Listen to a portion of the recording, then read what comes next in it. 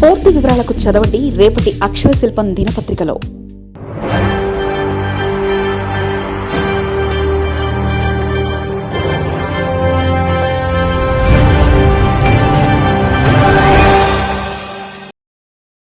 రక్షణ రంగంలో సరికొత్త విప్లవం, ప్రైవేట్ చేతిలోకి క్షిపణి సాంకేతికత, డిఆర్డీఓ సాంప్రదాయ క్షిపణి పరిజ్ఞానం, మిస్సైల్ పరిజ్ఞానం బదిలీకి కేంద్రం పచ్చ జెండా,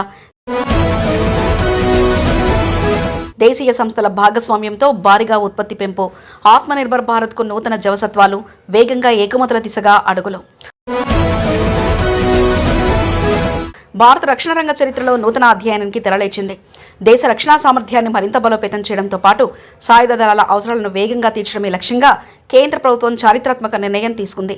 రక్షణ పరిశోధన అభివృద్ధి సంస్థ డిఆర్డీఓ స్వదేశీ పరిజ్ఞానంతో రూపొందించిన అన్ని సాంప్రదాయ క్షిపణి వ్యవస్థల సాంకేతికతను దేశీయ ప్రైవేట్ రంగానికి బదిలీ చేయడానికి కేంద్ర రక్షణ శాఖ మంత్రి రాజ్నాథ్ సింగ్ లాంఛనంగా ఆమోదం తెలిపారు.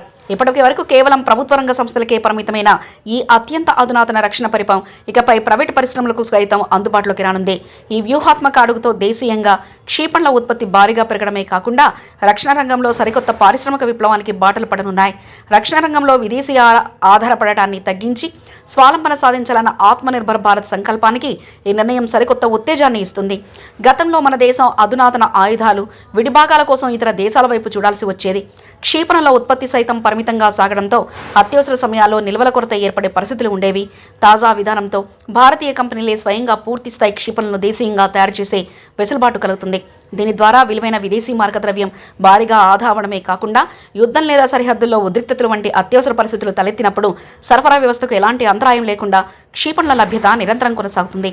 ఈ నూతన విధానం వల్ల రక్షణ రంగ వ్యవస్థలో కీలకమైన పని విభజన స్పష్టంగా రూపుదిద్దుకోనుంది. పరిశోధన అభివృద్ధిపై మాత్రమే దృష్టి సారించాల్సిన డిఆర్డీఓ శాస్త్రవేత్తలు ఇప్పటివరకు ఉత్పత్తుల పర్యవేక్షణ బాధ్యతలను కూడా మోయాల్సి వచ్చేది.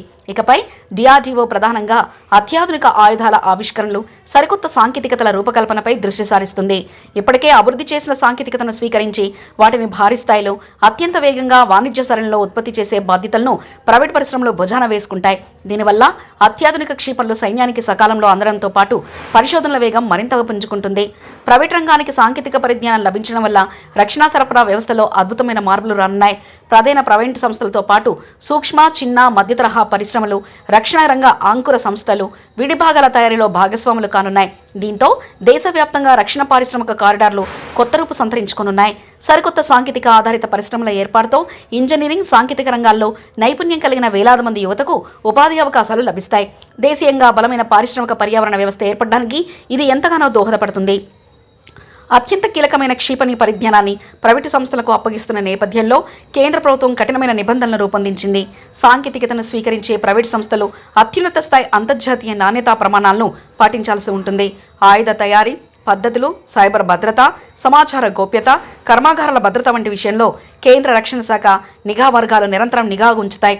కేవలం నిర్దేశిత అర్హతలు సాధించి ప్రభుత్వ తనిఖీలో సమర్థతను నిరూపించుకున్న కంపెనీలకే ఈ సాంకేతికత బదిలీ పూర్తవుతుంది. నాణ్యత, భద్రతా ప్రమాణాల్లో ఎక్కడా రాజీపడే ప్రసక్తి లేదని అధికారులు స్పష్టం చేస్తున్నారు. రక్షణ మంత్రి రాజ్నాథ్ సింగ్ తీసుకున్న ఈ చారిత్రాత్మక నిర్ణయం భారత రక్షణ పరిశ్రమను అంతర్జాతీయ స్థాయిలో పోటీ పడేలా తీర్చిదిద్దనుంది. దేశీయ త్రివిధ దళాల అవసరాలను తీర్చడమే కాకుండా భవిష్యత్తులో మిత్ర దేశాలకు క్షిపణులను, అధునాతన రక్షణ ఉత్పత్తులను భారీ ఎత్తున ఎగుమతి చేసే స్థాయికి భారత్ ఎదగనుంది. ప్రపంచవ్యాప్తంగా ఆయుధాలను కొనుగోలు చేసే ప్రధాన దిగుమతిదారులుగా ఉన్న భారతదేశం రాబోయే రోజుల్లో ప్రపంచానికి ఆయుధాలు సరఫరా చేసే అతిపెద్ద ఎగుమతిదారులుగా అవతరించడానికి ఈ సాంకేతిక బదిలీ పటిష్టమైన పునాది వేయింది. పారదర్శకత, పోటీతత్వం, స్వదేశీ పరిజ్ఞాన కలయికతో భారత రక్షణ తయారీ రంగంలో తిరుగులేని శక్తిగా ఆవిర్భవించబోతుంది. మరిన్ని కథనాల కోసం సబ్స్క్రైబ్ చేసుకోండి మీ అక్షర శిల్పం.